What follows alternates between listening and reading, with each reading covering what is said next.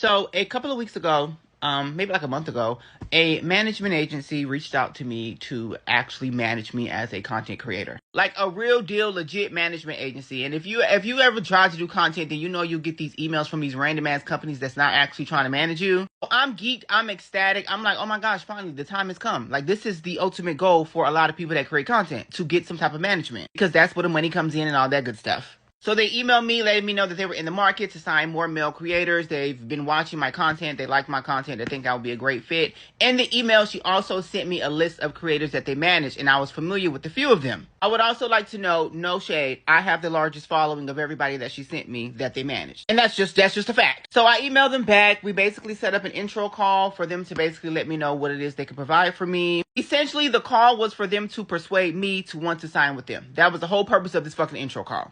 We do the intro call. The call was great. Like I said, she was essentially selling herself as a manager to me, telling me what she can do for me. But we start talking about my content, and she's like, I love your content. You have great engagement.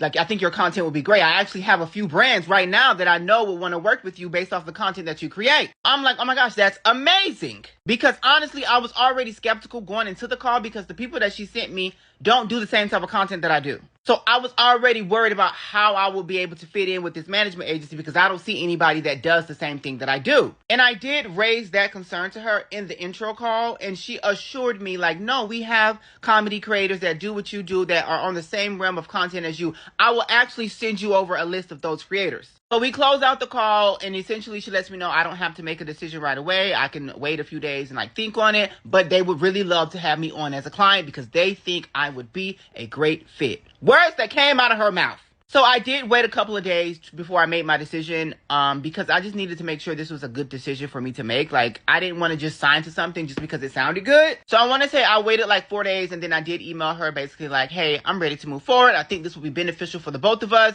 Essentially, you have sold me on what you can do for me, so I'm ready to sign. So they reached back out to me, and the email stated, after thoughtful consideration, we have decided to keep you in our general network roster for now. So essentially, we're going to add you to the list of other creators that we don't want to work with. We don't want to exclusively manage you, so we're going to add you to this list, and if something comes up that we think you would be a great fit, we'll give it to you. The email also stated that it was based on a variety of other factors such as content format and like a more diversified portfolio so that you're able to get more brand outreach, okay? Understandable. That is absolutely not a problem. I get that you want diversified content creators.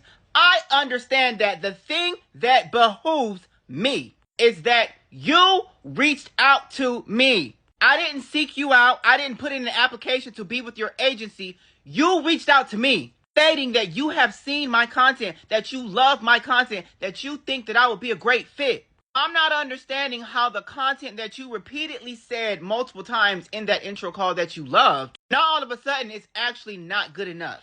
And the thing about it is I raised this concern in the intro call. I said, I don't see anybody that does what I do. How can you actually help me? And I was reassured multiple times. Had they said, well, we think you need to diversify your portfolio. We think you need to do some outside content.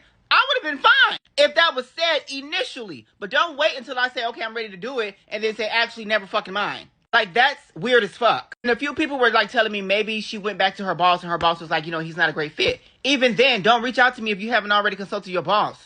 It just felt like a slap in my face. It felt like I had begged to be a part of your agency, and that wasn't the case. I was fine. But yeah, I did not sign up for that general network roster because I actually don't want to be signed with you. I feel like it was a slap. It was really slapping my face and very fucking disrespectful and a waste of my time. Because what was the reason? This just shows to me that what's for me is going to be for me, and if it's really truly meant for me, I am not going to have to change myself to get it. It's that simple.